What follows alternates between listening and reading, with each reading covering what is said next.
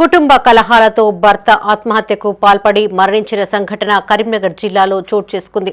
చొప్పదండి మండల కేంద్రానికి చెందిన కడారి శ్రావణ్ కుమార్ అనే వ్యక్తి ఈ నెల 7వ తేదీన గడ్డి మందు తాగి ఆత్మహత్యాయత్నం చేశాడు. సెల్ఫీ వీడియో తీసి పలువురు పోలీసు అధికారులు కుటుంబ సభ్యులపై ఆరోపణలు చేశాడు.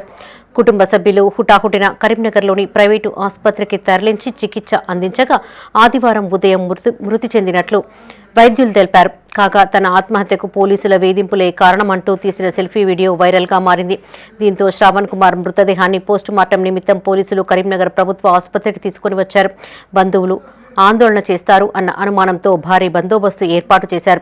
అయితే పోలీసులు మృతుడి సోదరి కుటుంబ సభ్యులను సముదాయించారు. కుటుంబ సభ్యులకు మృతదేహాన్ని అప్పగించారు.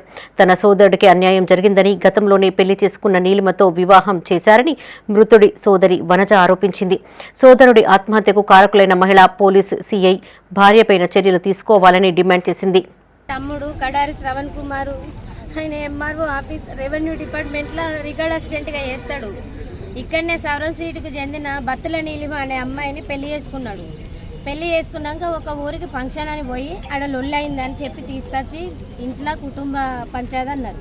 మేము కుటుంబ పంచాయతీ కానీ పోతే ఈ నవీను ప్రవీణు ఈ ఎడ్ల ప్రసన్న బత్తుల మధుకుమార్ అనేటోళ్ళు మమ్మల్ని వల్లుగరుగా మాట్లాడిరు. మేము అదే బాధలు ఉండే వరకు మా మీద మేమే తిట్టినామని పోయి కేసు పెట్టిరు. కేసు పెట్టినాక నేను మళ్ళా ఇటు ఒక 2 టౌన్ సిఐకి నేను ఇచ్చిన వాళ్ళ మీద పిటిషన్. వాళ్ళు పిటిషన్ ఇచ్చినప్పుడు మీరు చెల్లదమ్మా అని అన్నాక నేను సైలెంట్ అయ్యి నేను వచ్చేసిన. ఆ రోజు సిఐ మేడము మమ్మల్ని మా మీద పిటిషన్ ఉందని పిలిస్తే మేము పోతే ఏం జరిగింది అని చెప్తే మా తమ్ముడు చెప్పేది వినాలి కదా.